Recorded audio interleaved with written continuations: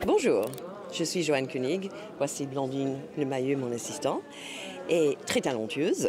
Et je suis l'auteur de ce livre qui s'appelle « Tous les enfants naissent musiciens », qui est le fruit de à peu près 35 ans de recherche et, scientifique et empirique, parce que j'ai créé une école maternelle musicale, la première au monde, dans laquelle les enfants apprennent la majeure partie des apprentissages nécessaires, la mémorisation, etc., en musique, que ce soit les tables de multiplication, les phonèmes, apprendre à chanter dans d'autres langues.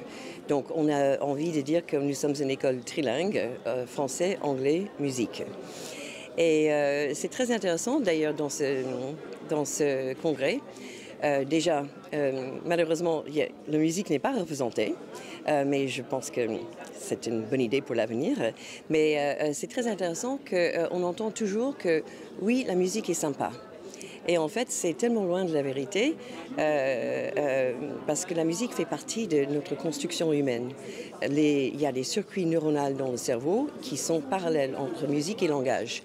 Et l'enfant qui n'entend pas les rythmes ou qui n'est pas sensible aux mélodies aura beaucoup de difficultés à parler. Sans parler du côté émotionnel, tout le monde a été ému par la musique, ou tout le monde est ému quotidiennement par la musique.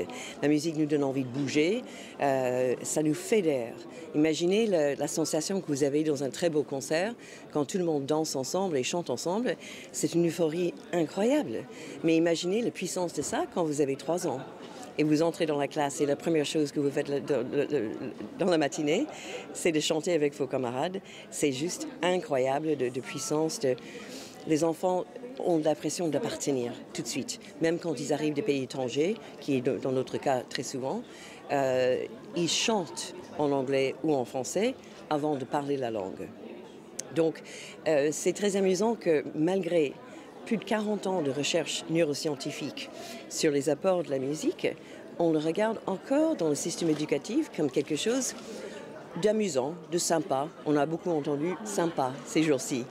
Et c'est tellement loin de ça. Mais ce n'est pas grave. Je trouve que des bonnes idées, les vrais changements dans les systèmes éducatifs mettent très longtemps, parfois 50 ans, à se réaliser.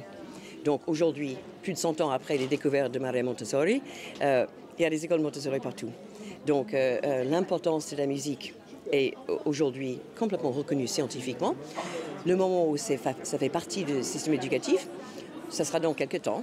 Mais nous, en tout cas, on l'acte à Paris et nous sommes en train de démarrer également des partenariats ailleurs dans le monde où les structures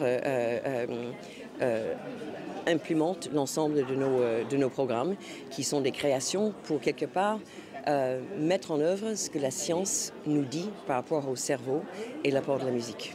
On est à Paris, mais on fait des formations également pour les enseignants ailleurs en France. Donc c'est l'écolekoenig.com.